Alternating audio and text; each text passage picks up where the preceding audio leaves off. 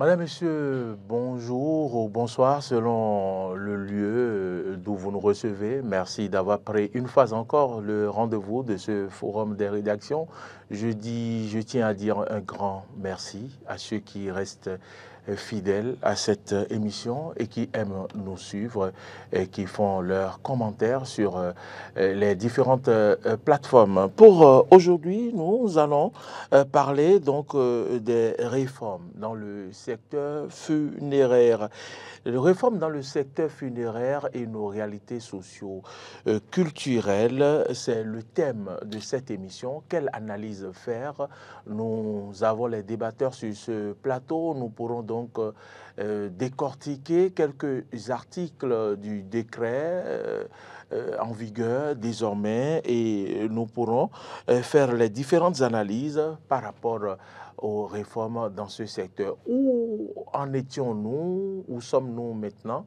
Et où allons-nous? C'est des questions auxquelles il faut répondre absolument avant la fin de cette émission. Si vous avez pris ce rendez-vous, une fois encore, je vous dis merci. C'est Marcel Yedo, jeune et compétent, qui réalise cette émission, le forum des rédactions de ce 12 juillet 2024. Il n'est pas seul. Au son, c'est Gérard Roussa et Emmanuel qui sont désignés. À la diffusion, Martin Toïsset. Modeste Moundé-Kondi, c'est notre community manager. C'est grâce à lui que vous nous suivez sur les différentes plateformes, Facebook, YouTube, mais également sur notre site internet www.benin-eden.tv. Le décor étant planté, nous allons observer une courte pause avant de vous présenter les débatteurs.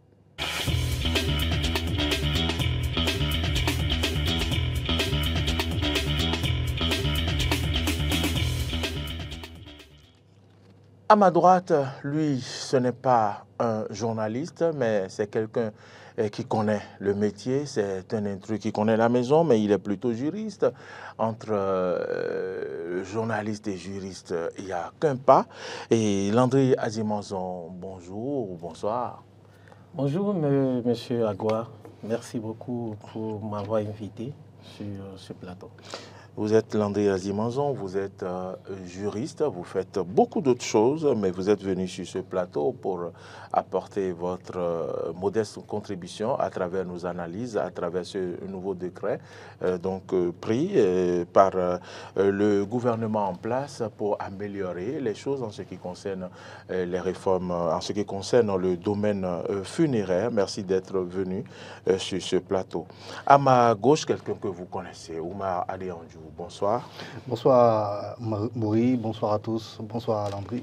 Vous êtes journaliste, analyste politique. Merci pour votre disponibilité de tous les instants. Tout le plaisir. On va aller dans le vif du sujet. Des remarques après des remarques faites, il faut dire que depuis 1960, on va délimiter la limite à cette date, puisque c'est l'année où nous avons eu l'indépendance. Oui, depuis 1960, aucune réforme n'a été opérée dans ce secteur, le secteur funéraire. Et on remarque donc qu'à partir de 2014, il y a eu des propositions. On ne peut pas parler des propositions sans penser à M. Koudebi, et à qui nous faisons un clin d'œil et qui s'est investi pour que véritablement les choses puissent bouger. Aujourd'hui, nous sommes venus à une concrétisation, ce décret qui réglemente ce secteur au Bénin. Bien, je me tourne vers vous, Landry Azimanzon. Nous venons de loin. D'abord, quelles sont vos premières remarques par rapport à d'où nous venons? Nous venons vraiment de loin, comme vous l'avez si bien dit. Et je pense que c'est une joie. On devait féliciter le gouvernement à travers son chef pour avoir osé déjà, pour avoir osé prendre ce décret pour réglementer, pour réorganiser le secteur. Parce que vous l'avez dit également à l'entame de l'émission, en faisant un clin d'œil à Meda Koudebi. Je me rappelle encore quand il était venu faire une enquête dans le secteur où beaucoup de choses ont été dénoncées, beaucoup, et il attendait impatiemment que le chef de l'État, à travers son gouvernement, puisse peut-être à travers une loi ou à travers n'importe quel acte puisse réglementer, réorganiser le secteur. Donc je pense qu'il faut féliciter le gouvernement à travers son chef de l'État. Très bien, féliciter le chef de l'État, son gouvernement, pour avoir osé changer les choses. Je me tourne vers vous, Oumar Adéanjou. Que reprochez-vous fondamentalement dans ce secteur, dans notre pays? Et écoutez, ce secteur, on sait comment ça a toujours évolué. Ça avait évolué depuis 1960, vous l'avez dit tout à l'heure, 1960, oui. Effectivement, depuis 1960, on a vu comment ça a évolué. Cotonou, les grandes villes, même les petites villes du Bénin étaient devenues sur les rues, on pouvait voir des images, on va dire macabres, des choses qui ne sont pas normales, qu'on doit pouvoir voir. Des choses que des enfants, auxquelles on exposait par exemple des enfants, il suffit pour peu qu'il ait un peu de, comment on appelle, qu'il soit un peu curieux, il va se rendre compte que, mais attends, ce qui se passe là, c'est pas sérieux. Est-ce que c'est un homme vivant ça? Est-ce que voilà. Donc, et on exposait tout ça aux gens. On voit des corps être déplacés à moto dans notre pays, on voit des cercueils derrière des motos, on voit des personnes attraper des corps aux abords de nos hôpitaux, en main comme ça, des corps en main, des personnes mortes en main, en train de pleurer, en train de partir avec. Voilà, donc il y avait pas mal de choses sur lesquelles on devait pouvoir revenir. On entendait pas mal de choses aussi bizarres, hein, où on disait que comment on appelle, l'eau qu'on a pris pour nettoyer des corps était vendue, des choses comme ça, enfin, des rumeurs aussi qui circulaient. Et également, la manière de conserver les corps. Il y a des corps qui étaient séchés dans des morgues traditionnelles. Vous vous rendez compte de ce que cela est comme dangereux, enfin, toute la dangerosité qu'il y a par rapport à cette situation. Donc, vous voyez, c'est quelque chose sur lequel il fallait taper. Et moi, j'avais eu l'occasion, un peu avant le régime de la rupture, de faire une petite enquête dans le secteur également pour écrire dans le temps. On devait faire un documentaire, voilà, avec un ancien patron. Et donc, j'ai fait cette petite enquête et tout le flou également qu'il y avait avec toutes les entreprises funéraires, les entreprises qui travaillaient dans le secteur. Mais il y avait tout un flou. Même les entreprises publiques, quelquefois, c'était tout un flou. Et quand vous rentrez, par exemple, dans une morgue, vous pouvez tomber. Enfin, ce n'est pas vous pouvez. Moi, je suis tombé nez à nez avec des cadavres comme ça. Oui, je rentre simplement, mais cadavre. Je dis, mais comment? C'est comme ça se passe. Vous voyez? Donc, il y avait des choses qu'il fallait revoir dans le secteur. Et nos comportements aussi, en tant que citoyens, on avait des comportements qui n'étaient pas du tout très bien dans le secteur. Voilà. On laissait les corps là, comme ça, pendant des jours, pendant des mois, quelquefois même un an, pour certains, avant d'aller retirer le corps. Et pendant ce temps, on dit qu'on prépare des funérailles. Et on va aller, quelquefois même, on va dire non, c'est le grand enfant qui va aller régulièrement voir le papa qui est décédé, qui est là-bas, qui repose là-bas. C'est lui qui doit aller voir régulièrement. Est-ce que les gens le traitent bien? Il faut bien appuyer le corps, il faut toucher. Est-ce que les produits sont bien administrés? C'est son papa, il ne faut pas avoir peur. Il faut appuyer, il faut toucher. Vous voyez, des choses comme ça, alors que c'est un corps qui est en décomposition. Ce n'est plus sain.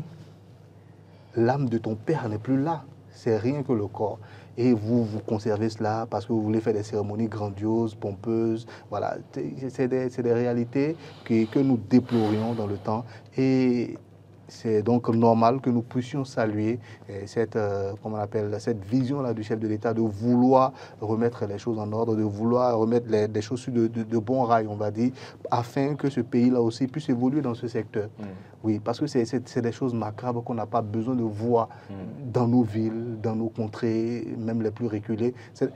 Nos parents ont toujours su, même dans les traditions, si vous rapprochez des traditions, ils vont vous dire, les corps, on ne les expose pas. Vous savez, la dignité humaine, peut-être qu'on aura l'occasion d'en parler. Un homme qui est là comme ça, je prends un exemple que je dis tout le temps. Vous voyez les fous qui se promènent, excusez-moi de partir du coq à l'âne, mais c'est important pour me faire comprendre. Vous voyez les fous qui se promènent dans les rues, tout nus. Lorsqu'il est nu, enfin, c'est toute l'humanité qui est nue selon moi. Parce que tous ces organes, tout ce que vous voyez là, c'est ce que nous cachons. Donc s'il est nu là, c'est notre dignité à nous tous. Donc c'est à nous de nous arranger pour le rhabiller. C'est exactement le corps d'un être humain qui est mort. Voilà. Il faut faire cette transposition-là. Ce n'est pas exactement notre corps, mais c'est la réplique, c'est la même chose. il faut le protéger, il faut lui accorder une certaine dignité, parce qu'en lui accordant cette dignité, nous nous protégeons également, nous accordons aussi de la dignité également. Voilà, donc il y a des personnes, par exemple, qui peut-être pour lui, il y a des défauts, qui n'aiment pas, par exemple, que tout le monde voit, et dès qu'il est mort, c'est fini. Son corps devient quelque chose que tout le monde doit pouvoir avoir accès, et voilà, des choses comme ça. Donc, dans nos traditions, on évitait même ces choses-là. Parce qu'on ne voudrait pas que le corps de notre proche soit objet de comment on appelle, de moqueries, des choses comme ça, voilà, ainsi de suite. Mais aujourd'hui, on ne fait plus attention à ça parce que tout simplement, on veut montrer que nous sommes d'une grande famille. Il faut laisser le corps séjourner longtemps, comment on appelle, à la mort pour montrer que nous avons les moyens, pour montrer que tous ceux qui sont en France vont descendre, tous ceux qui sont au Canada vont venir, au Gabon, partout, aux États-Unis. Tout le monde va descendre, on va faire la fête, mais comme cela se doit. C'est-à-dire on va remuer terre et ciel et terre du jeudi au dimanche. Même parfois, c'est 2 semaines. Hein. Voilà. Et, 2 semaines. Et le village, mais c'est les baffes là, ça va crier. Même ceux qui ont envie de faire la sieste ne pourront pas. Parce que notre papa, on est en train de l'accompagner dans l'au-delà. Vous voyez. Je ne dis pas que tout ceci est complètement mauvais, ça fait partie de nos traditions, ça fait partie, peut-être même, c'est une manière symbolique à nous de vaincre la mort. Parce que vous savez, quand dans d'autres cultures, je vais parler des Occidentaux, sous d'autres cieux, même chez d'autres personnes en Afrique, quand la mort arrive, mais c'est une fatalité. On est triste, on est perdu, on se dit mais on n'a aucune force. Qu'est-ce que nous sommes? Ah, il est parti, tout le monde est en pleurs. Mais chez nous, c'est vrai qu'on passe cette étape-là, mais très tôt, on quitte et on arrive à se mettre au-dessus même de la mort. On arrive à rire encore, on arrive à parler, à boire, à manger. Bon, je dis, si on veut garder, voilà, si on veut garder cette symbolique-là, je ne dis pas que c'est mauvais, c'est une manière de vaincre la mort aussi, parce que on ne peut pas tout le temps, voilà, ça fait partie de la vie aussi, la mort, et on doit pouvoir l'accepter, vivre avec. Donc, si on veut garder cette symbolique-là, sachons garder cela dans le respect aussi des traditions. Il ne faut pas exagérer. Dans aucune tradition, on ne fait un mort sur des mois. Je me demande, la dernière volonté du décusus.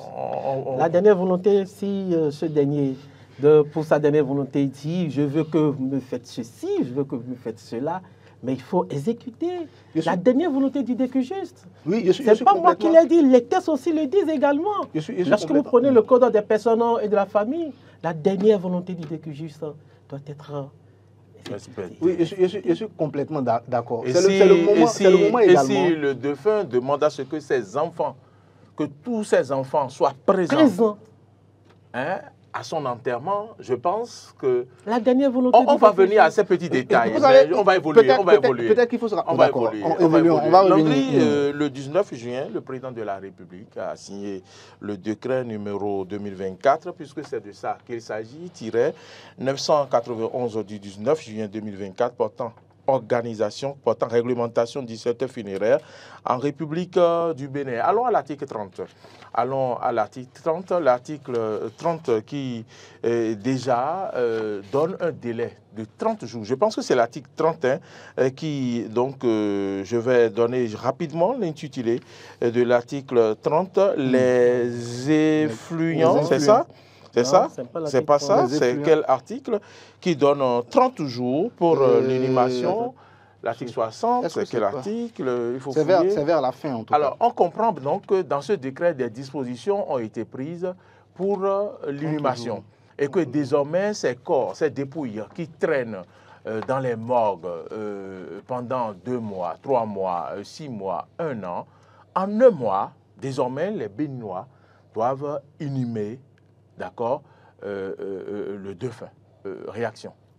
Oui, il faut dire, comme je l'avais dit à l'entame, c'est heureux que le gouvernement a pris un tel décret pour pouvoir réorganiser le secteur. Et dans ce décret, il y a des dispositions, comme vous voulez de le citer, la disposition qui parle du délai d'inhumation en République du Bénin. Est-ce que vous êtes d'accord déjà sur cet article? Déjà, il faut que je dise que le décret, c'est d'abord une acte administratif. C'est une acte administratif, une acte réglementaire ou individuel pris par le chef de l'État. Je voudrais bien, si c'était une loi, ce serait encore plus mieux. Mais dans cette disposition où l'État et le chef de l'État, à travers ce décret, a limité la date et le délai d'inhumation en rue du Bénin, je me pose la question de savoir, est-ce que cela épouse, cette disposition épouse nos réalités culturelles? Nous savons tous que le Bénin regorge plusieurs cultures, où dans certaines cultures, il y a des pratiques qu'il faut d'abord avant d'inhumer la personne. Est-ce que ce délai a pris en compte tout cela, nos réalités culturelles? Et je peux vous dire, imaginez, quelqu'un qui, au soir de son décès, à travers un testament, manifester sa volonté, son désir de comment il veut être enterré, inhumé. Et la loi nous dit que la dernière volonté du décret juste doit être exécutée, doit être respectée. Et dans son testament, il dit qu'il veut tous ces enfants qui sont à l'extérieur, un peu partout, dans les 4 coins du monde, soient là. Tous ces enfants doivent descendre alors dans un délai de 30 jours. Dans un délai de 30 jours. Ce qui n'est pas forcément possible. Possible, parce que ces enfants travaillent quelque part. Il faut d'abord demander la permission. Pour venir, parce qu'on dit 30 jours à compter du décès. Mais cette loi ouvre. À compter du décès, c'est pas à compter. Cette loi, quelque part, donne, le décret donne de l'ouverture. Oui. Il se pourrait que vous avez. Est-ce que vous n'avez pas la possibilité d'aller vers le procureur? D'aller vers le procureur pour demander une provocation. Quand j'ai lu ça, je me suis posé la question de savoir quelle sera la procédure. Parce que devant le procureur, il n'y a pas une audience. Quelle sera la procédure? C'est une lettre, on ne fait pas de lettre dans le droit. Ok, d'accord. Vous faites une demande écrite. Une demande écrite pour dire le procureur va vous répondre comment. En tout cas, je laisse le soin. Je laisse le soin. Il faut qu'on comprenne parce que nous, on n'est pas. Là, je ne veux pas en discuter parce que il faut être pratiquant. C'est une question de procédure. Et là, vous vous interrogez sur la procédure. La procédure. Oui, mais est-ce qu'ils n'ont pas réfléchi à la procédure avant d'intégrer? On dit, qu'est-ce que la loi dit? La loi et le décret dit quoi? Le décret dit que ça peut être prorogé, ce délai peut être prorogé. Et cette autorisation ne peut être donnée que par le procureur de la République. C'est ce que ça a dit. Ça n'a pas décrit la procédure. Moi, je pense que cette disposition fait référence surtout au cas où il y aurait comment on appelle, des disputes par rapport au corps, ou bien il y a des enquêtes judiciaires, enfin, de police. Non, pour l'enquête judiciaire, l'État a encore prévu ça. Il y a des dispositions qui ont prévu en ce qui concerne l'enquête judiciaire. Oui, ça, là, c'est différent. Il suffit que les enfants exhibent la preuve que le défunt a fait un testament. Et voilà ce qu'il a prévu. Il a voulu que tous les enfants soient là. Mais il n'est pas possible que tel enfant soit là, donc on va l'attendre. Donc on va prolonger. Mais je tiens à vous poser une question. Vous auriez préféré qu'on ne dise pas procureur, qu'on dise juge d'instruction, ou bien parce que vous avez parlé comment on dit, de procès ou de quoi? De procès, de la procédure. Est-ce que devant le procureur, il y a une audience? Voilà. Oui. Voilà. Vous savez, je me garde. On aurait pu dire juge d'instruction. Non, ne vous réservez pas de nous expliquer les choses. Parce qu'on a bien envie d'entendre, parce que les juristes. Parce que moi, ce que je comprends, c'est que si vous voulez que le corps soit gardé plus longtemps à la morgue, vous pouvez vous adresser donc au procureur. Et moi, personnellement, je ne suis pas d'accord avec ça. Vous allez vous adresser au procureur comment? Bon. Vous allez vous adresser, c'est toute la question. Procédure. Toute la question est-ce une procédure vous allez vous adresser, par exemple, quand on demande l'intervention du procureur pour l'intervention, on fait une requête en intervention du procureur. Vous savez ce que le procureur fait? Il fait un choix transmis. Au niveau des unités, il fait un choix transmis. Parce que d'abord, par excellence, il a d'abord le directeur d'enquête.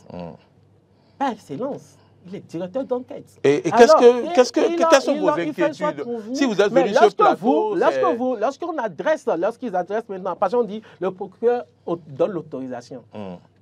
Moi, ma question. Sur quelle base il va donner cette autorisation-là? Comment se fera? Parce que c'est une question de procédure en ce moment-là. Ça veut dire que ça sous-entend que le procureur, il aura une audience en cabinet, je ne sais pas.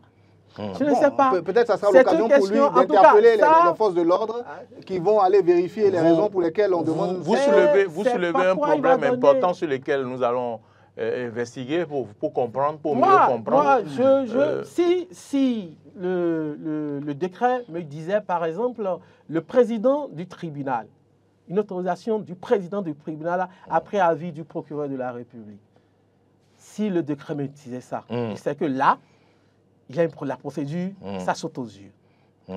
C'est que, à travers telle chose, je peux déjà avoir, et j'adresse avec les pièces jointes, et là, le président du tribunal communique au procureur après son avis, et avis en enquête et tout ça là, et ça donne. Moi, je pense que nous sommes dans un process, on va dire. C'est-à-dire que depuis 1960 jusqu'à aujourd'hui, on n'avait pas une telle loi qui réglemente un peu le secteur des funérailles et de tout ce qui est entreprise funéraire au Bénin. C'est la première fois que nous le faisons. Et donc, moi, je pense que c'est un début. Au fur et à mesure, peut-être que les choses seront améliorées. Peut-être le décret, à la longue, va se transformer en loi où les législateurs vont pouvoir réfléchir véritablement sur tous les contours de la chose et nous sortir des choses un peu plus potables pour permettre, pour plus clair, on va dire, pour que chacun puisse savoir comment procéder. Parce que le cas que soulève Landry, c'est un cas qui va se répéter. Moi, je suis sûr. Parce qu'il y a des gens qui vont à chaque fois faire recours au procureur pour dire non, mais attends, en un mois, non, on ne pourra pas. Quels sont les. Voilà, nous, on veut qu'ils restent là pendant 2 mois ou bien 3 mois parce que les enfants qui sont à tel endroit ont décidé que voilà. Et le papa a toujours dit il faudrait que ma fille unique soit présente. Voilà. Donc, c'est des choses qui vont peut-être arriver. C'est des cas qui vont se produire et le procureur sera obligé de réagir. Et il réagit comment? Il faudra commencer à réfléchir également. Peut-être à la longue aussi, transformer pourquoi pas le décret en projet de loi qu'on va envoyer ensuite chez les législateurs qui vont donc essayer de voter finalement une loi qui aura une plus grande force par rapport à un décret. Maintenant, ce que moi je veux dire, c'est que là, c'est moi personnellement qui parle. Ça, c'est moi ma conviction. Ça, c'est moi ma compréhension des choses. Je dis les 30 mois, pour moi, c'est suffisant. Les 30 jours? Oui, les 30 jours, pour moi, c'est suffisant. C'est l'article 56. C'est l'article 56, voilà. L'article 56. Si on peut le lire, ça serait très intéressant. Oui, l'article 56 qui dispose les inhumations ont lieu dans un délai de 30 jours, au plus tard après le décès. Voilà. Sauf prorogation accordée par le procureur de la République compétent. Passé ce délai, il est procédé à une inhumation en fosse commune. Voilà. Et moi, je dis, on doit appliquer cet article-là, mais avec la dernière rigueur, pour moi. Mais je déplore même le fait que le chef de l'État ait laissé passer cette petite ouverture qu'on donne par rapport au procureur. Parce que 30 jours, pour moi, c'est suffisant. Même aller chez les plus grands traditionnalistes, quand quelqu'un est mort, on est capable encore d'aller le consulter, si c'est la tradition que vous voulez respecter. On est capable encore de lui demander son avis dans nos traditions. De lui dire, OK, l'enfant n'a pas les moyens d'être là. Et voilà la loi qui dit ça. Est-ce que tu nous permets de... Après consultation, le DG dit non, je veux que mon enfant soit là. Oui, mais là, c'est. Je veux que mon enfant soit là. Parce que c'est quelqu'un qui veut interpréter. C'est vrai. Je veux que mon enfant soit là. Ils disent tout non, je veux que mon enfant soit là. Vous voulez en ce moment quoi? Moi, je dis les lois de la République. Les lois de la République, les règles établies par la République sont au-dessus de l'humain, qu'il soit vivant ou mort. Non, je suis tout à fait d'accord. Voilà. Donc, moi... au-dessus de la loi. Je suis tout à fait d'accord avec vous. Mais je dis, qu'est-ce que cette disposition veut réellement régler? Est-ce que je suis d'accord que ça pose encore un autre problème? Oui, est-ce que c'est juste le fait d'inhumer la personne qui règle le problème? Non. Je sais, parce que quand on réfléchit loin, on voit que il savait encore régler un autre problème des fêtes, voilà. Le problème des dépenses pompeuses, tout ce qu'on fait. Je sais, parce que c'est une disposition qui vise plus la protection, l'élévation de l'être humain. Mais c'est une disposition qui n'exclut pas les fêtes, hein, puisque moi j'ai enterré mon papa en un mois, il y a eu fête. Oui, tu as enterré. Oui, c'est ça. Tu as enterré ton papa en un mois. En 30 jours. En 30 jours, je suis d'accord. Écoutez, aujourd'hui, allez dans les contrées du pays. Des gens qui décèdent, qui disent, nous avons telle tradition à faire. La personne, peut-être, il est quoi, chef de plusieurs... C'est un gars quelque part. C'est un gars quelque part. Mais ces gens-là, on ne les garde pas. Hein. Non, ça ne veut pas ça. Il y a certaines... Attention. Voilà, c'est pourquoi je dis même nos traditions sont d'accord pour qu'on enterre ou qu'on fasse les fêtes après. Moi, je vous assure. Non, ce n'est pas toutes les traditions. Moi, par exemple, je connais quelqu'un, il est décédé. Vous savez combien de temps il a fait? Mais vous savez, il est le chef traditionnel de tout un culte, de vaudou parti. Et l'autre vaudou, l'autre adepte dit non, on doit faire ci, l'autre adepte dit on doit faire ça. Mais en ce moment, il fait journée. Lorsqu'on arrive à prendre l'article 56, eux tous doivent s'entendre. Parce qu'ils savent à quoi ils sont exposés. Oui, c'est ça, c'est ce que je dis. C'est-à-dire, ils sont obligés parce que c'est parce qu'il n'y a rien qui encadrait le truc que chacun allait de sa volonté. Si c'est que le gouvernement avait osé, plus osé, aller même légiférer à travers une proposition de loi au niveau de... Ça aurait été mieux. Je pense que ça aurait été mieux. Parce que le débat se fera là-bas. Voilà. Et tout ce débat que nous faisons ici, il aurait déjà fait là-bas et trouvé tous les voies et moyens pour clarifier les choses. Le débat se fera là-bas. Ils ont déjà, cet article, ce décret, c'est déjà un pas, un grand pas. C'est ce que moi, et que c'est louable, et que franchement, il faut le dire. Il faut oser le dire. C'est louable. C'est un grand pas qu'ils ont fait. Mais ils pouvaient encore aller loin, plus loin. Maintenant, permettez Landry, en attendant d'aller plus loin, moi je propose qu'on vulgarise plus ou moins ceci aussi, qu'on aille vraiment à la vulgarisation, qu'on permette à tout le monde d'être informé. Il ne faut pas qu'un vieux grabataire va commencer à donner des ordres bizarres, écrire un testament bizarre où on doit... Voilà, il faut qu'ils comprennent déjà que ça ne sera plus possible.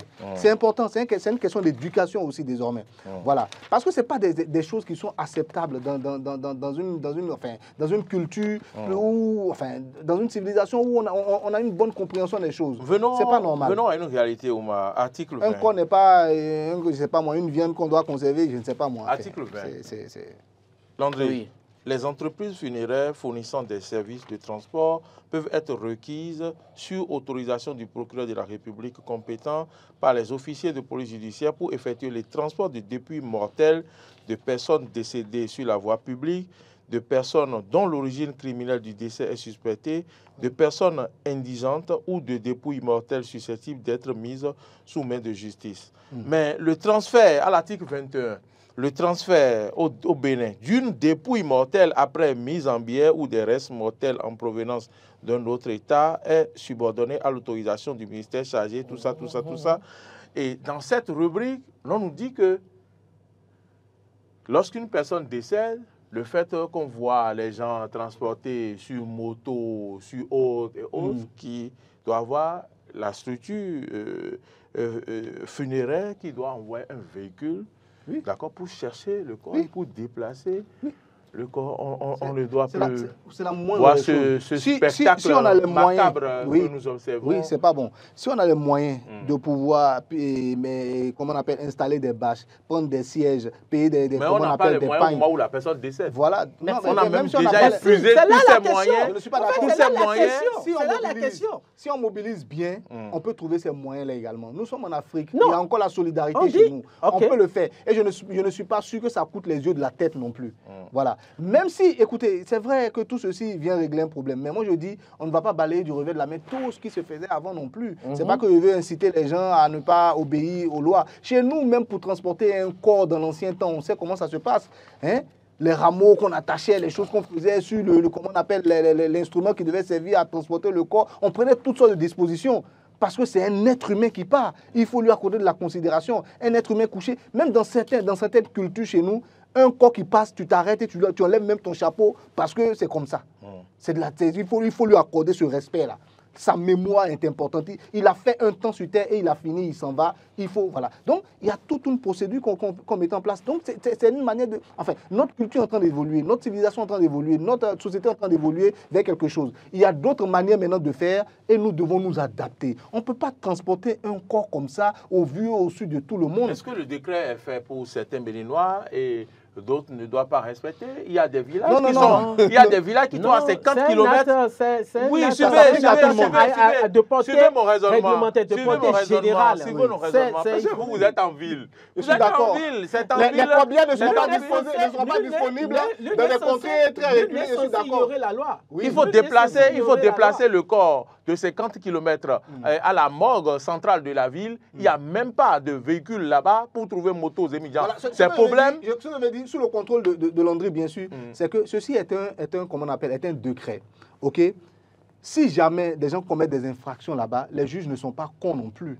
Parce que s'ils commettent des infractions, c'est devant le juge qu'on va leur demander d'aller répondre ou pas. Vous êtes d'accord avec moi? Les juges ne sont pas fous. Ils sauront que les réalités ne sont pas partout les mêmes dans nos contrées. Donc, faut pas... Moi, je pense que c'est un bon pas qu'on doit saluer. Et devant la justice, chacun saura se défendre dès qu'on va lui trouver des couacs, des trucs auxquels il doit répondre. Et le juge aussi, le coup de la loi. Voilà, lorsqu'il tombe sous le coup de la loi, et le juge aussi saura apprécier et prendre la décision qu'il faut. Landry, venons-en aux morgues. On remarque quand même que les morgues sont dans les agglomérations, sont entre les maisons et la loi a donc, été très stricte. Le décret a été très strict. Il y a une disposition de ce décret que, franchement, je suis resté sur ma faim parce que j'aurais aimé qu'on donne une certaine distance par rapport aux agglomérations où l'on devrait implanter les morgues. Mais je n'ai vu aucun point. C'est une loi qui pourrait faire ceci. Landry, allons-y alors. Vous savez, il y a l'article 10 qui dispose, je donne lecture, les activités funéraires sont incompatibles pour toute entreprise privée agréée avec toute autre activité sous la même raison sociale. Ça voudrait dire quoi? Lorsque vous créez une société pour faire des activités funéraires, vous ne faites que ça. Vous ne faites que ça. Il n'y a pas encore d'autres activités que vous allez s'y ajouter. Aujourd'hui, ce n'est plus un secret de polichinelle pour quelqu'un. Il y a les entreprises que nous voyons, ils sont en train de faire d'autres activités et en même temps, c'est des activités funéraires. Mais l'État, à travers son chef, a dit non, niet, ça s'arrête. Vous savez, quand vous avez commencé à parler, j'ai souri, j'ai même ri. Vous savez pourquoi? C'est juste un mot que je vais dire rapidement. Je suivais une chaîne internationale dans le temps où on parlait comment on appelle, de toutes ces choses-là au Bénin qui se font dans le secteur comment on appelle, des obsèques, des funérailles et tout. Et il y a un monsieur qui parlait et qui dit « Non, bon, écoutez, moi, je suis rentré dedans comme ça. J'avais vu le potentiel. Je savais déjà, j'avais une poissonnerie. Comme je savais déjà conserver les poulets et les poissons, je me suis dit « Mais pourquoi pas les humains aussi ?» Voilà. Vous voyez un peu, c'est quelque chose qui ne passe pas. Vous voyez un peu, voilà, c'est ce que je voulais dire. C'est pourquoi j'ai souri. Et le gouvernement a tapé, enfin le président de la République surtout, a tapé à l'endroit où il fallait. N'importe qui ne va pas se lever désormais. Même par rapport au certificat, au diplôme qu'il faut avoir, tout est dedans. C'est là où je dis ce chapitre-là, c'est un chapitre par rapport au certificat, au diplôme qu'il faut avoir, c'est que c'est pas dedans, mais il y aura un autre arrêté ou bien un autre ad-hoc à travers... Oui, à travers les ministères qui sont concernés.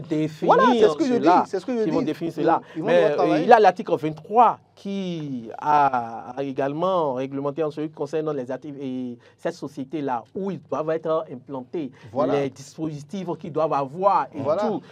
L'article-là... Les laboratoires qui sont conformes, tout ça. Il y a un article qui règle le problème d'implantation. Oui, l'article 23 qui dit tout funérarium pour être mis en service, doit répondre aux normes techniques, sanitaires et environnementales en vigueur. Voilà. Et non seulement ça, mais ils sont l'installation d'un funérarium. Excusez-moi, les normes sanitaires et environnementales existent. Et pourquoi il y a des morgues qui s'installent en ville, dans les agglomérations? Oui, ben écoutez, parce qu'il n'y avait pas... C'est pour réglementer, parce que c'était un secteur qui n'était pas réglementé. Voilà. C'était un secteur qui n'était pas réglementé. C'est un bon pas finalement. Et ils sont même allés très loin. Même les eaux qu'on a pris pour nettoyer, ils doivent être traités avant d'être jetés. C'est important. Parce qu'on ne sait pas de quoi l'autre est mort. On ne sait pas comment le corps en putréfaction, qu'est-ce que ça a laissé dans... Il ne faut pas que ça se retrouve dans les égouts. C'est dangereux. Même aujourd'hui, même le sol, ils sont allés même jusqu'au sol, comment on appelle. Même pour recevoir une dépouille mortelle aujourd'hui, il faut un certificat médical. Voilà, il faut que la personne est décédée. Et quand une personne décède, il faut attendre 4 heures de temps après. Bien sûr, avant de lui jeter le truc. Voilà. Mais il y a une autre disposition qui parle avant l'illumination, avant d'inhumer quelqu'un, il faut d'abord un certificat d'inhumation. Là, je dis... On va encore créer un autre problème. Voilà. On va encore créer un autre problème. Et c'est là où peut-être le flou va s'installer. Oui. Parce que moi, ayant fait une enquête, je me souviens, lorsque je me suis rapproché de certaines mairies pour essayer de savoir qu'est-ce que ça leur apportait? Souci de transparence. Le journaliste que je suis veut savoir ce que rapportent, comment on appelle les fosses dans les cimetières, oui, aux communes. Mais j'ai tout fait, mais c'était impossible. Je n'ai rien reçu comme réponse. Parce qu'il y a tout un flou des mairies. Je ne veux pas cibler une mairie pour... Voilà. Mais des mairies, c'était compliqué. Vous n'avez pas compris qu'il n'y a rien qui se faisait? Oui, mais... C'était la réponse, non? Non, mais il y a beaucoup de choses qui se font. Pourquoi cherchez-vous ce qui n'existe pas? Prenons Cotonou, Porto Novo, Paracou et tout ça. Lorsque vous voulez enterrer quelqu'un, mais il y a une autorisation que... Voilà, il y a une autorisation que vous prenez. On est d'accord? Non, l'autorisation de quoi? Enfin, quand il y a dit autorisation, mais vous payez au moins la place où... La place, c'est-à-dire la tombe. Voilà, la tombe. Oui, ben, la fosse, vous payez. Oui. Vous payez. Je suis d'accord. Voilà. Oui. Maintenant, moi, je fais une enquête pour savoir combien ça rapporte aux mairies dans notre pays. Mais je n'ai pas de réponse. En combien de temps? En un an? En un an, oui, je demande en un an, qu'est-ce que ça vous rapporte? Je suis en train de faire une enquête par rapport... Mais je n'ai pas eu de réponse jusqu'aujourd'hui. Oui, vous vous rendez compte? Vous vous rendez compte? Donc, c'est pour vous dire que ça va créer encore un autre flou. Donc, quand on prend ces gens de décrets, il faut vraiment mettre les points sur les i. Voilà. Et bien sensibiliser tous ceux qui sont censés appliquer ces articles-là. Mais est-ce que vous savez qu'il y a un article qui prévoit le nombre de corps qui rentre à la mort, qui sort de la mort, et chaque fin du mois, il doit avoir un compte rendu, c'est-à-dire il y a des morgues aux autorités compétentes. Il y a un registre. Donc ça va être pareil dans les cimetières. Combien de corps ont été enterrés? Et un numéro et tout. Mais l'article 54 qui dit, l'inhumation est soumise à l'obtention préalable d'un permis d'inhumer délivré par le secrétaire exécutif de la mairie du lieu de sépulture sur la présentation des personnes suivantes. Est-ce qu'on prenait de permis d'inhumation? La question est là. Je me demande si on moi, je disais... Mais moi, je suis sûr que dans les grandes villes, je peux vous le confirmer, les gens paient. Les gens paient pour les fosses. La fosse, oui. Mais par contre, le permis, je ne sais pas. Et c'est au niveau de la mairie, vous payez, vous faites les formalités pour acheter votre fosse et tout. Mais permis d'inhumation, je ne pense pas. Je ne pense pas. Mais en créant ça aujourd'hui, permis d'inhumation, c'est que un autre, on veut encore créer autre chose. Comme quoi? Parce que quand je réfléchis, c'est-à-dire quand je réfléchis, pour les parents du défunt, j'ai poussé un peu la réflexion. Vous parlez de la charge? Non, pas la charge, mais quand j'ai poussé la réflexion, je me dis, ça pourrait amener des gens à créer des réseaux de raquettage. Voilà, c'est pourquoi je disais tout à l'heure, il faut faire très attention. Au niveau c'est déjà assez flou dans ce secteur, assez opaque. Parce que vous déposez, les pièces de temps en temps, vous déposez... Alors que vous avez une pression de 30 jours. De 30 jours. Il faut mettre des pièces sur les pièces pour que votre pièce ne puisse pas s'envoler. Votre permis. C'est ça. C'est là où il faut faire très attention. Et la rigueur dans l'application des différents articles, des différentes parties de ce décret. C'est très important. Si on ne met pas un peu de rigueur dans l'application, je vous assure, le flou qu'on dénonçait, qu'on critiquait, mais ça va devenir encore plus opaque. Hein. Bien organisé. Parce que c'est une occasion pour eux de gagner encore de l'argent là maintenant. Et donc, les personnes qui sont directement par exemple, les permis d'inhumation en ce qui concerne dans les domiciles, je suis d'accord. Parce que quand tu veux inhumer quelqu'un à domicile ou quelque part, déjà l'autorisation, il y avait. Il y avait. Avant ça existait. Mais dans un cimetière, non. Il est mort, on doit pouvoir l'enterrer. Je voudrais aussi repréciser que il y a des gens qui décèdent et les gens ne font pas les déclarations de décès. Ah oui? Et là, c'est obligatoire. Obligatoire. C'est-à-dire que sans déclaration de décès, vous ne pouvez commencer aucune Parce que ça fait démarche. Oui, ça fait partie, le certificat de décès, ça fait partie des pièces. Aujourd'hui, même pour acheter la tombe, ça fait partie de ces pièces-là. Moi, je pense que c'est important de le faire ainsi. C'est vraiment quelque chose de très bien de pouvoir réformer également dans ce secteur-là. Et il ne faut pas s'arrêter seulement à faire sortir un décret. Il faut aller un peu plus loin. Être sûr que le décret est bien appliqué, être sûr que toutes les autorités concernées font leur travail de manière à ce que tout le monde soit informé également. C'est vrai que nul n'est censé ignorer la loi. Oui, nul n'est censé ignorer la loi, mais il faut sensibiliser nos populations. C'est du français nous parlons depuis le matin. Bien sûr. Tous ceux qui sont dans nos contrées les plus reculées ne comprennent pas français. Même les contrées reculées, même je vais trop loin. Même à Cotonou, simplement ici. Porto Novo, tout le monde ils ne savent même pas. Dans 10 ans, il y a des gens qui ne sauront pas qu'il y a ces décrets. Voilà. La mémé qui nous suit là, elle entend des petits qui font du bruit à la télé, mais elle ne sait même pas de quoi ils parlent. Donc, il faut sensibiliser. Il faut commencer à parler. Pour que la mémé, lorsqu'elle voudra partir, elle ne va pas exiger forcément que le petit qui est au Canada ou bien à Kamtchaka descende d'abord, coûte que coûte, tout ça, voilà. Donc, peut-être il faut avec notre sensibiliser, il faut éduquer. et notre culture, les gens peuvent également, les gardiens de notre culture peuvent revoir également les pratiques, revoir les choses, réorganiser les choses, à s'adapter à l'évolution des choses. Et puis d'abord, ça passe par la vulgarisation. Il faut que les gens comprennent voilà. que désormais, Surtout, les dispositions ont changé et qu'on sache comment faire les choses. Surtout les traditionalistes, parce que c'est eux la base de ce problème-là aussi. C'est eux qui créent les cérémonies, c'est eux qui commencent à dire non, il faut faire ci, il faut faire ça, il faut prendre le temps de faire ci, il faut prendre... Non, c'est à eux surtout aussi qu'il faut peut-être bien lire tout ceci. Leur faire comprendre ligne par ligne tout ce qu'il y a dedans. Parce que nos comment on appelle, nos divinités sont plutôt flexibles aussi. Oui. On peut faire procuration chez nos divinités. Oui, je sais. Je ne suis pas traditionnaliste. Oui, il y a moyen de faire procuration. Quand un enfant, moi je me souviens, il y avait des cas où on avait besoin de la présence d'un enfant. Et la divinité, finalement, après avoir consulté l'oracle, la divinité a dit, ok, d'accord, et trouvé juste un de ses habits et envoyé. Voilà. Et donc, la divinité est plutôt compréhensible. Oui. Donc, nos divinités sont compréhensibles. Voilà. Il y a eu alors, Landry, mais aussi, il y a un aspect qui concerne...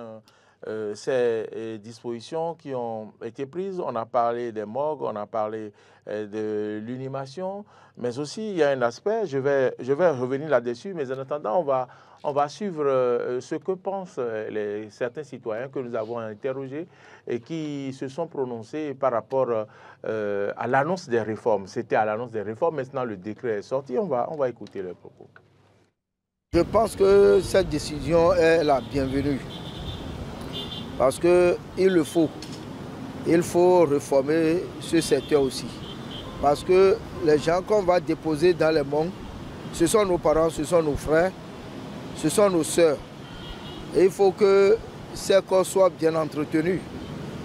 Et encore que nous payons pour ces gens d'entretien, ces gens de gestion, et il va falloir que ces corps soient évidemment bien entretenus.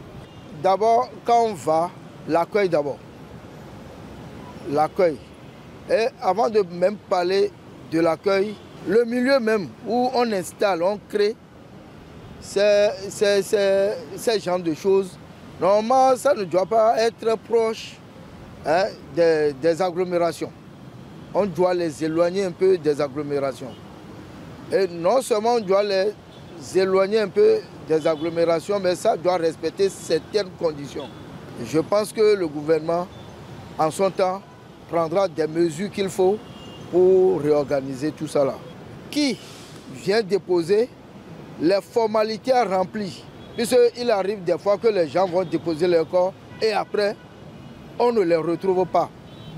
Donc, il va falloir revoir tout ça là pour qu'il n'y ait plus de problème. Donc, je pense que le gouvernement fera un bon travail parce qu'il est en train de faire déjà un bon travail. Dans presque tous les secteurs, j'espère bien qu'ils feront bien les choses aussi dans ce secteur. Moi, je pense que c'est une décision salutaire. J'apprécie beaucoup cette décision. Je vois que le gouvernement, comme il avait dit, c'est un gouvernement qui œuvre pour le social. Alors, je crois que l'homme, même s'il meurt, son cadavre, on doit le considérer quand même. On ne doit pas le jeter comme un animal. Donc, on doit... moi, je vois que c'est une décision tellement bonne. J'apprécie beaucoup. Avec cette réforme, les coûts peuvent être les mêmes, quoi. Donc, il y aura encore une condition hygiène impeccable, vous voyez. Et cela va permettre à ce que le pauvre ou soit le riche puisse avoir une facilité d'amener son corps à n'importe quel morgue. Ça, c'est une bonne initiative parce qu'il y a les morgues, bon, les corps sont exposés pendant des jours. Bon, il y a aussi les parents qui ne viennent pas vite aussi chercher les corps parce que, bon, là, je crois que... Et aussi les frais. Les frais de la morgue aussi de nos jours s'élèvent de jour en jour. Je crois que si le gouvernement, particulièrement dans ce domaine, il peut essayer d'encourager ceux-là qui sont les patrons des morgues, je crois que ça peut arranger aussi ceux-là qui ont perdu les leurs. De suivre donc l'avis de nos concitoyens. J'ai entendu quelqu'un dire que plus la dépouille due à la morgue, plus ça rapporte de l'argent à ces structures-là, et donc ça les arrange. Et vous avez suivi les avis tout à l'heure, réaction?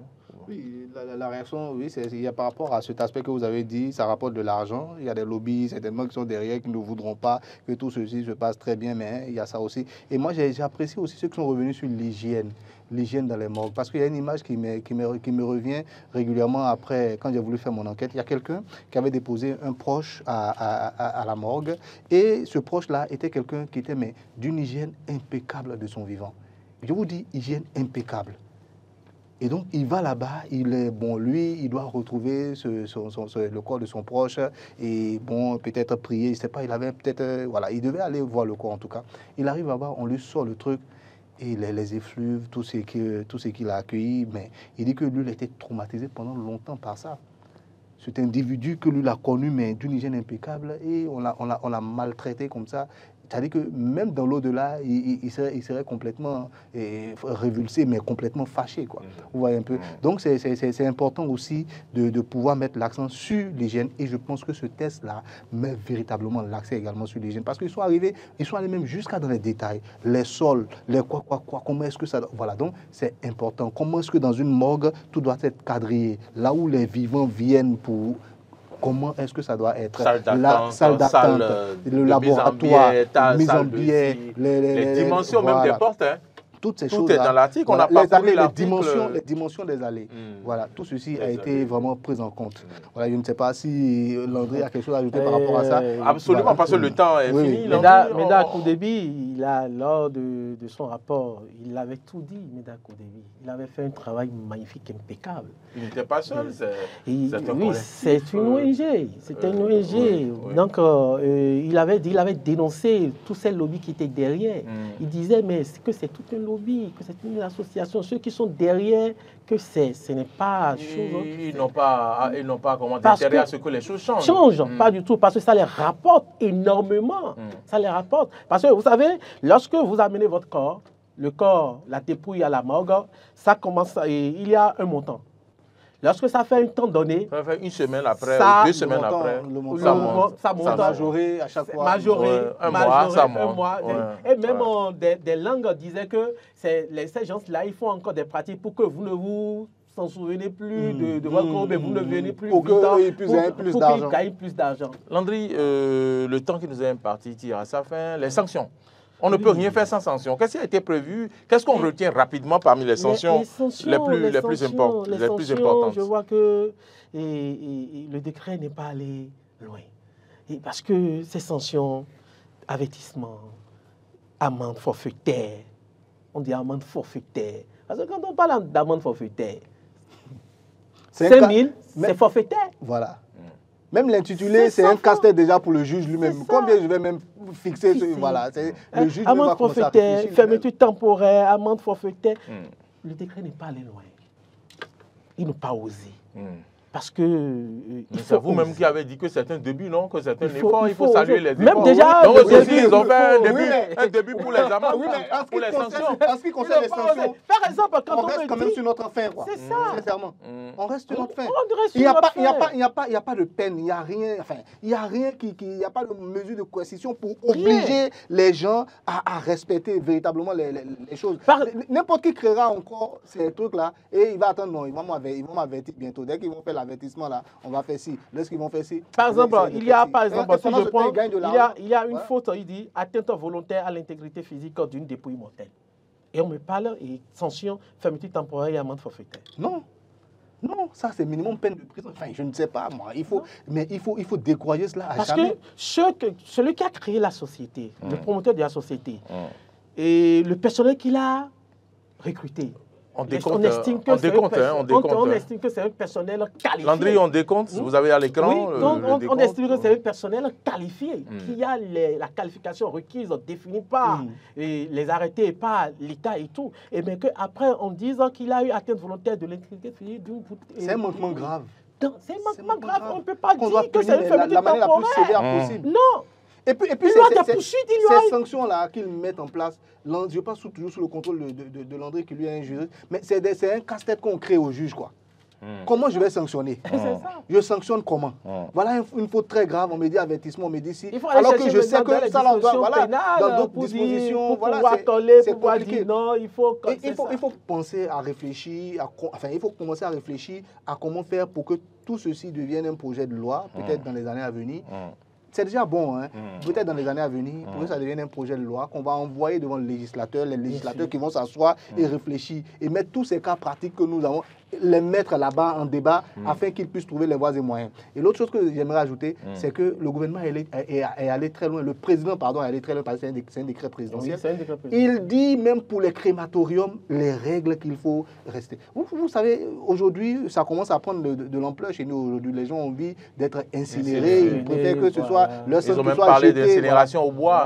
Voilà. Donc, toutes les règles, voilà. Les établissements qui vont faire les crémations, tout ça, les règles sont bien définies. Moi, j'ai apprécié vraiment ces aspects-là. Le temps d'arrivée du corps, le temps d'incinération, combien de temps ça a mis, il faut mettre dans des... Ils ont travaillé, il y a un travail qui a été fait, mais il n'y a pas de sanction et c'est pas juste. Alors, il n'y a pas de sanction, mais on a... Non, il y a des sanctions, c'est pas qu'il n'y a pas de sanctions, il y a des sanctions, mais ils sont pas... Pourquoi c'est trop faible? Non, il y a des sanctions, même si c'est trop faible, il y a des sanctions. On a suivi la réaction de Meda Koudebi hier sur une chaîne qui aurait dit, qui disait qu'ils ont caché un certain nombre d'articles au chef de l'État, qu'ils ont mis ça dans les tests qui concernent l'assainissement et tout. Mais si vous voulez, mon observation, mais tant est que ces articles ont été mis dans d'autres domaines comme l'assainissement, je pense que le problème ne se pose pas. Est-ce que ces tests ont été cachés réellement au chef de l'État? Ils ont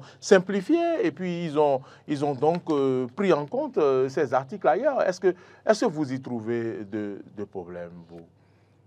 En ce qui concerne l'assainissement, vous voyez, la réaction de Meda Koudebi. Quand on voit les visas, on voit qu'il y a la loi, c'est une loi sur l'hygiène. Sur l'hygiène, c'est une loi. Les premières parties où on parle de... Ce qui concerne les visas, c'est une loi, ce n'est pas un décret.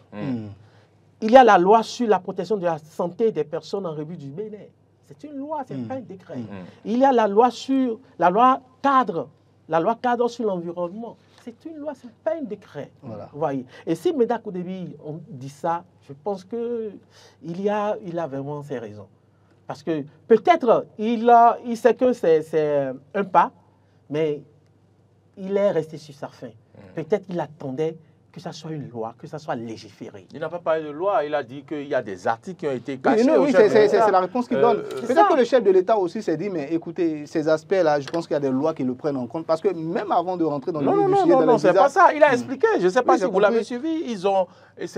Quand la commission qui a travaillé a envoyé en l'État le décret au chef de l'État. Et certaines lois qui ont été élaguées. D'autres articles ont été élagués, mais il a dit que ça a été pris en compte dans les lois concernant l'assainissement et autres. Mais bon, il n'est pas d'accord.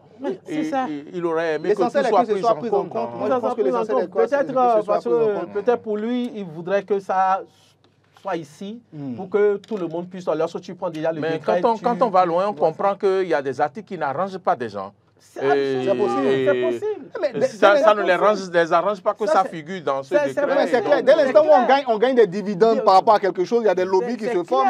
Voilà, c'est tout à fait clair. Alors rapidement, qui rapporte énormément. Rapidement, le mot de fin, vous voyez, il ne reste que 40 secondes. Quel est votre mot? Moi, mon mot de la fin, ça sera de dire tout simplement merci au chef de l'État d'avoir pensé à ça. C'est une réforme qui était nécessaire. C'est important de pouvoir enterrer nos morts, de pouvoir respecter leur mémoire, respecter également la dignité humaine. Moi, je suis très, très, très fier de ce document-là. Maintenant, au-delà de ma fierté, j'aurais aimé que les sanctions soient beaucoup plus sévères, qu'on puisse décourager, mais de manière ferme, tout manquement donc, dans le domaine. Il ne faudrait pas qu'on continue à entendre des bizarreries qu'on avait l'habitude d'entendre, des corps séchés, comment on appelle, je sais pas moi, des habits de mort vendus, de l'eau qu'on a pour faire la toilette des morts vendus, des choses comme ça. Voilà. Donc, il faudra vraiment légiférer à la longue par rapport à tout ceci. Mais en attendant, merci au chef de l'État, bravo, chapeau bas, c'est du bon boulot. Merci. Et Landry? Encore un autre merci. Merci simplement au chef de l'État à travers ce décret, parce qu'il a osé, et ça fait déjà des années que les citoyens, le peuple attendait cela. Mais aujourd'hui, ça a été une chose faite. Le chef de l'État a écouté la voix du peuple et il a osé à travers ce décret. Et je voudrais bien, je l'espère bien que le chef de l'État, que ce soit lui ou n'importe qui, osera encore plus aller vers une loi. Merci d'être venu donc opiner sur le sujet qui concerne ces réformes dans le secteur funéraire et nos réalités socioculturelles. Quelle analyse faire? Vous avez pu vous prononcer sur ce qui est bien, ce qu'on pourrait donc améliorer pour que les choses aillent mieux. Vous êtes Landry Azimazon, vous êtes juriste. Merci d'être venu dans ce studio. Beaucoup, à ma gauche, Omar Léandjou, journaliste, analyste politique. Merci. Et merci à vous de suivre et de partager cette émission, de liker. Et surtout, merci à toutes et à tous. Vos commentaires sont attendus. Bonne suite de nos programmes et à vendredi prochain.